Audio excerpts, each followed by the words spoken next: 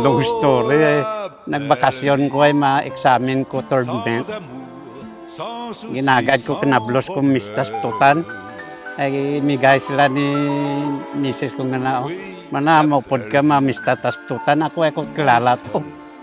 Pero nag-upod ko siya pag abot to. Nga kinaon doon, nakita ko. Naku daw ka-cute ka dyan bahay. Nagkuanay kami, nagsulatay, nagbalik ako sa trabaho. More than 5 years ba kami nga steady.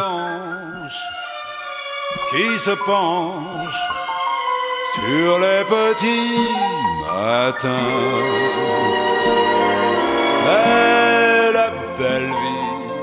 So it's not another marriage, in a sense of what marriage is.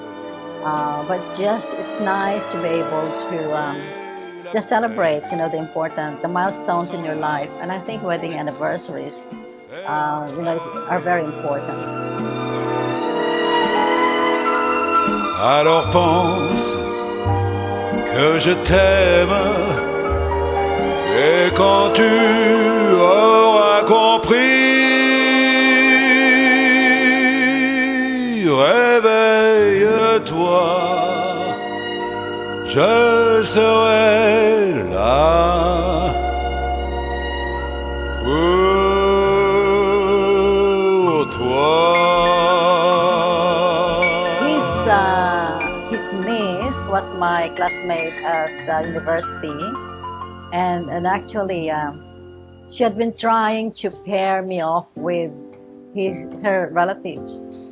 And once she paired me off with an uncle who was a widower, but he had 6 children. And I thought, why are you pairing me off with your uncle who has 6 children? And she just laughed. She said, she really wanted me to become part of their family.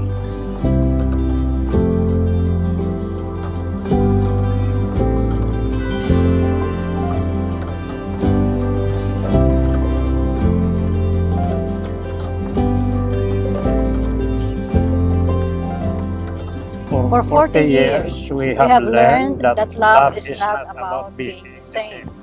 It is about understanding each other, supporting each other, and choosing each other every day. Through every challenge, every new beginning, and every season of life, we stayed side by side.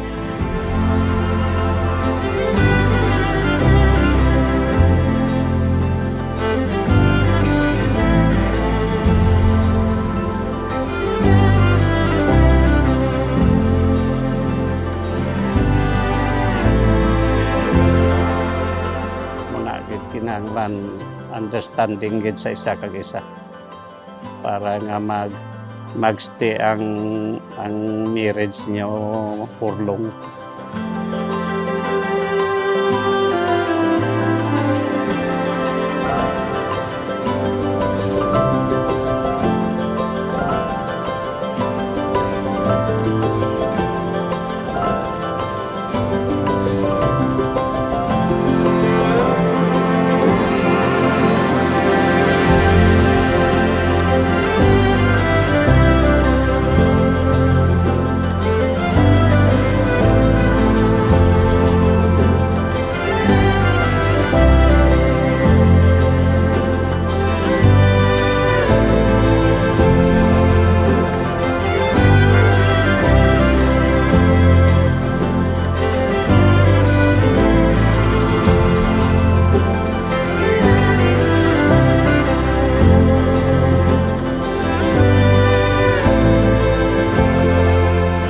Nakita ko ang imo nga paghigugma, pinaagi sa imo mga ginahimo.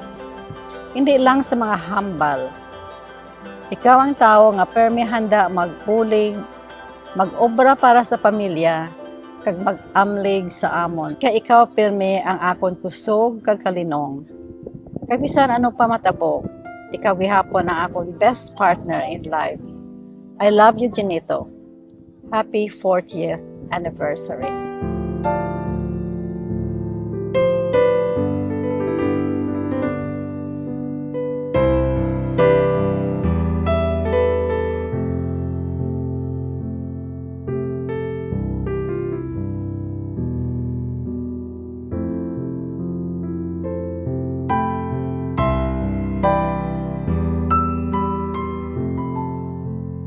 ikaw ang nagtudlo sa akon nga ang gugma hindi kinahanglan pareho kamo kinahanglan lang nga mag-intindihanay kag magbinuligay.